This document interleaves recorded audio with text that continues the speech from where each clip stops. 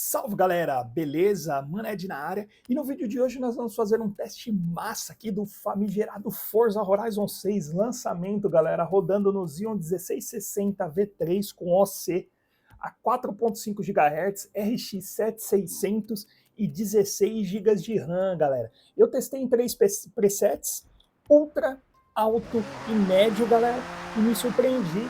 O jogo, como os demais né, da franquia, está bem otimizado, né, galera? Eu jogo no PC o Forza Horizon desde o 3, que né, para PC começou a partir deste título, e cara, todos são muito bem otimizados, né? O trabalho aí que o pessoal da Playground faz é sensacional, sempre o jogo sai bem redondinho.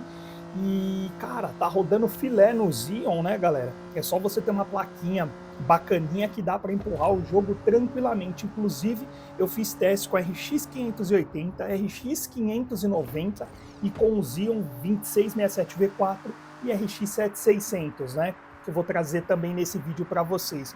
Rodou de boas, deem uma conferida aí, depois deem uma olhada nos outros vídeos também, né? No caso da RX 580 e 590 precisa fazer uma mutretinha lá para ele rodar por enquanto, mas galera, o jogo tá fantástico, sensacional. Para quem joga jogo de corrida e curte né, esse tipo de game, é um jogo obrigatório, tem que jogar porque vale muito a pena. Eu tô me divertindo muito com esse jogo, acredito que ele vai ser um sucesso esse ano aí em vendas, vai ser um jogo bastante recomendado e falado aí na mídia, porque realmente tá muito bom. O Xeon rodou com uma estabilidade muito boa, né, galera?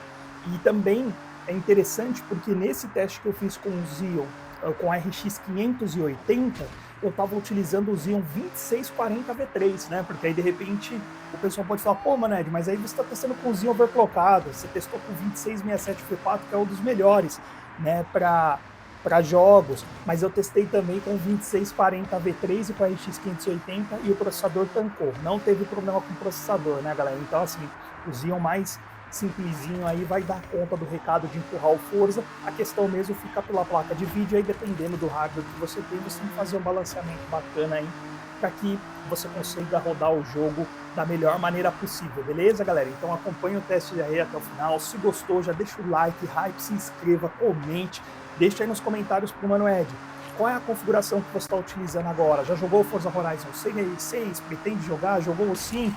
Você gosta da franquia? Tamo juntos e acompanhe os testes aí, galera. É nóis. E lembre-se sempre, Xeon é o poder.